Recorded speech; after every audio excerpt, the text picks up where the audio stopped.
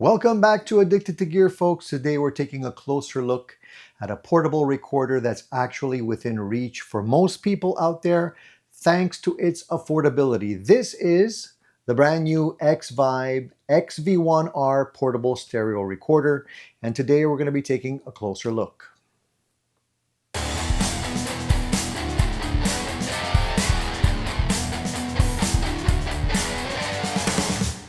Now, I'll admit this little unit at first glance kind of does look like a taser, but don't worry, there's nothing that it can do that will shock you except for maybe the price and the feature set that it has to offer. Today we're going to dive into it, and I'm going to just show you what I like about it, what I think is really cool, and maybe what can be improved. So if you're in the market for a portable recorder, stick around. First things first, the XVR1 records in 32-bit float audio. And that is kind of a headline feature here with this unit. I'll explain exactly what that means in a moment because it's a pretty big deal. It also has USB recording that can be accessed just by plugging in a little USB cable here to your computer. So that means you can plug it directly to your computer, use it as a microphone, or a recorder. There's no need for an audio interface, great for taking notes or doing voiceover work, that type of thing. You also have two microphones at the top of the unit. These cannot be rotated or adjusted in any way. They're pretty much positioned from the factory, and they're actually angled so that they can capture a nice stereo image when you're recording sound. There is a little tilt stand on the back of the unit right over here, which is good for propping it up on your desk. But fair warning, it's not adjustable or removable in any way. So what you get is what you get.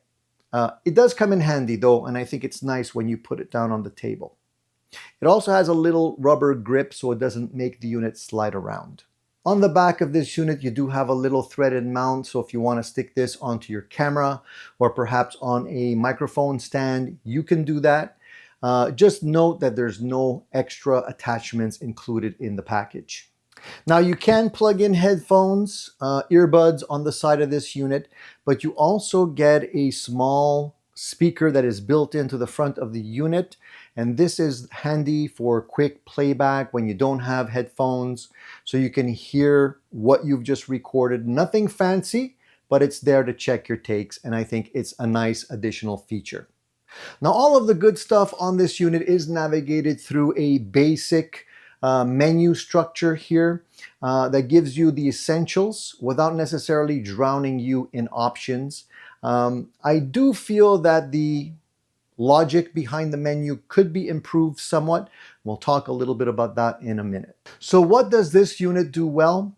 Well, I think the 32-bit recording, the float recording option is easily the star of the show. If you've ever ruined a take by setting your gain too high or too low, you know how painful that can be after the fact, not easy to fix. Which with the 32-bit float option here, you basically have a safety net. If the signal clips, you can pull it back later without distortion. And if it's super quiet, you can boost it without adding hiss. So it's kind of like having the audio equivalent of a raw file that is used in photography. Basically allows you more headroom, more flexibility, less stress while you're recording. So one of the cool features of this unit is that you do have both the flexibility of having pre-canned settings if you're not sure what to do and how to use the menu and effects that are built into this unit.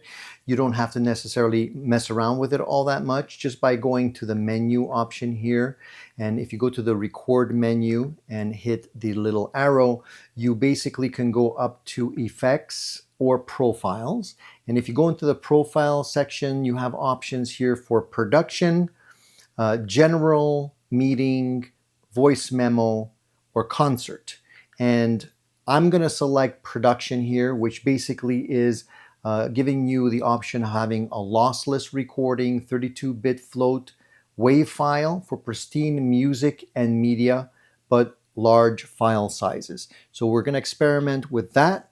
and I'm going to make you hear what that sounds like on voice and acoustic guitar. You also have record menu options, and if you go into there, you go into effects, you also have other options available to you. So you can, for example, play with the low cut. You can have a gate and adjust what type of gating you want to use for your recordings. You have a compressor and a limiter as well, so you can turn those on or off.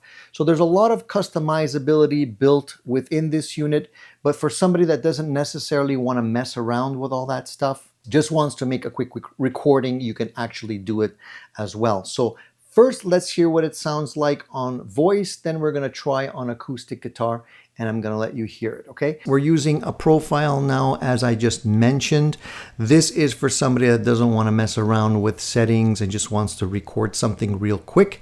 I'm about 6 inches away from the condenser microphones, and I'm just letting you hear what my voice sounds like about 6 inches away from the unit. And this is how most people will probably be using it for voiceovers, memos, maybe singing, that type of thing. Now let's stay quiet just for a moment so you can hear what kind of noise you're getting from the unit, either from the room or the noise floor. I'll stay quiet for a moment.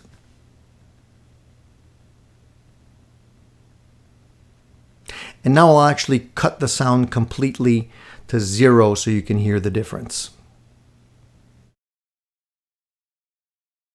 So obviously another way you'll be using this microphone is to record acoustic instruments, live shows, that type of thing. So I'm going to let you hear what it sounds like recording an acoustic guitar.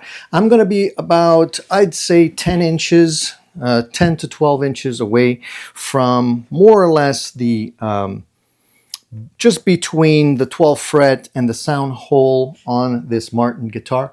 And I'm just going to strum a couple of things so you can hear it.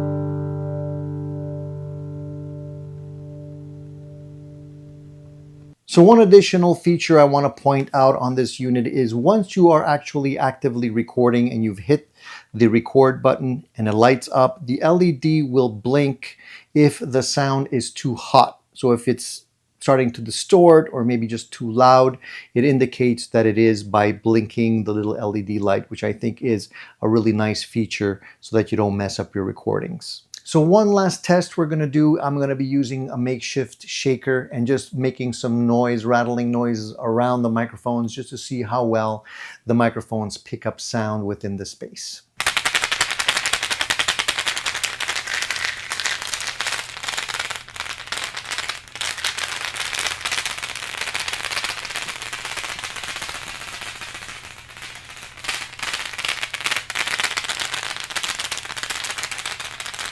The stereo image is clean from what I heard. The noise floor is lower than I expected for such a affordable, lightweight little recorder. And while the built-in speaker won't win any awards, it's definitely practical when you just want to check to make sure the take was well captured after the recording. Now, along with the fact that you can use this as an audio interface by plugging in a USB cable here, you can also offload the files that you've recorded onto the unit onto your computer without necessarily having to pull out the SD card. So that is another option that is available to you. When you do have it in power save mode, which means you're running off batteries, it will go off at a certain point. And one of the quirks that I feel is a little bit bothersome in my perspective is that when you turn it back on again, it does take a second to load. So it doesn't turn on immediately when it goes on standby like that. So it does save battery power. It does conserve your battery, but at the same time, it's not an immediate startup. The portable recorder space is crowded, as you all know. You've got models like Zoom and Tascam and Roland, all fighting for the same spot in your gear bag.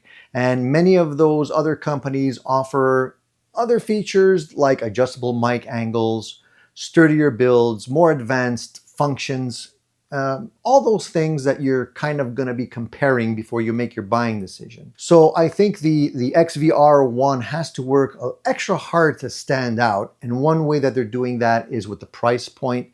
This unit is less expensive and it's very capable. So for those of you on a tight budget, you might want to look at this first before checking out more expensive options out there. So overall, I think this is a very capable portable recorder. It does win big on affordability, portability, and obviously that 32-bit float safety net is always great to have.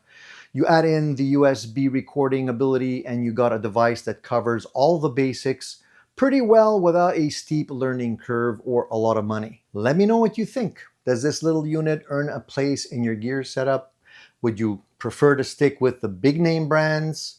Give me your thoughts. Let me know what you think. If you've tried the unit, obviously we want to have your feedback as well. And of course, don't forget to like, share, and subscribe to Addicted to Gear. We'll be back with more.